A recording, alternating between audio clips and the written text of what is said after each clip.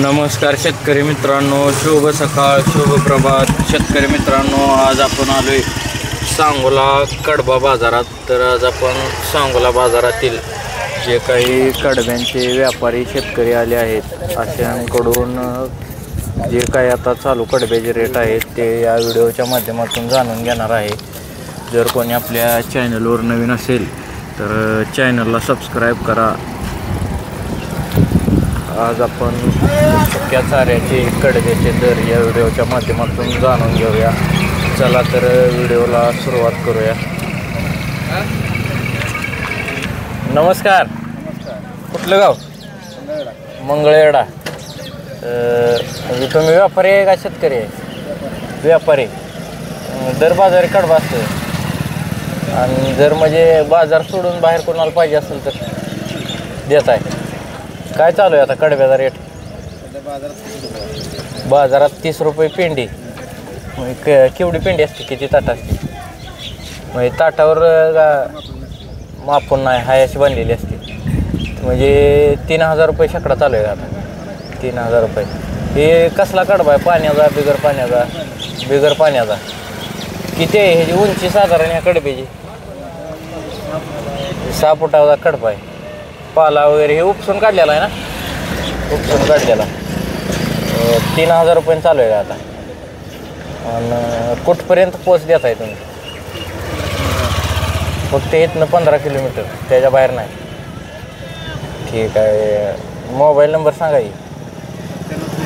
97 63 38 73 50. हे सगळा कडबा मंगळवेढा भागातला आहे. ठीक आहे. नमस्कार. नमस्कार साहेब. कुठलं गाव? मंगळवेढा.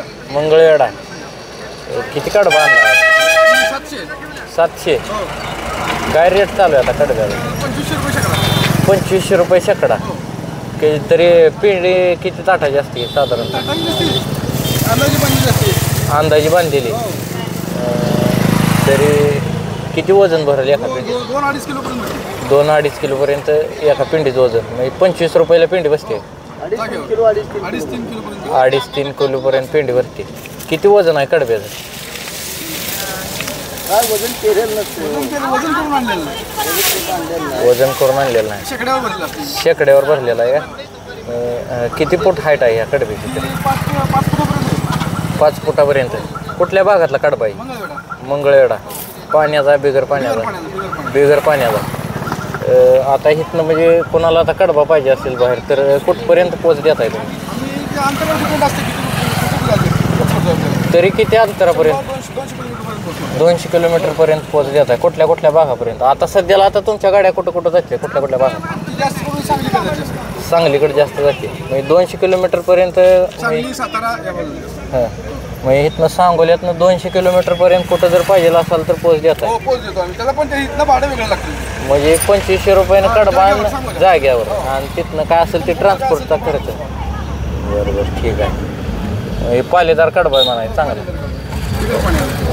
2500 रुपयानं चालू आहे जाग्याला. ठीक आहे. मोबाईल नंबर सांगा की. 98 92 92 97 94 50. म्हणजे आता एक गाडी म्हणजे कोणाला 1000-2000 कडबा पाहिजे असेल तर कसा पोच करताय?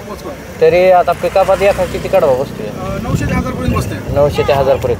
म्हणजे जर आता कोणाला 100-200 किलोमीटरपर्यंत कडबा पाहिजे असेल तर म्हणजे आता कोणाला 500 पाहिजे, कोणाला 1000 पाहिजे तर किती कडबा घ्यायला लागते शेतकऱ्यांना?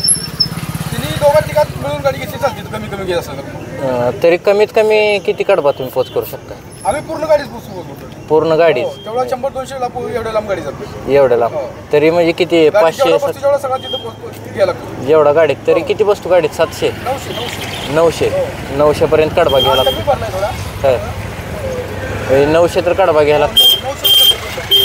ठीक आहे. मोबाईल नंबर सांगा तुम्ही.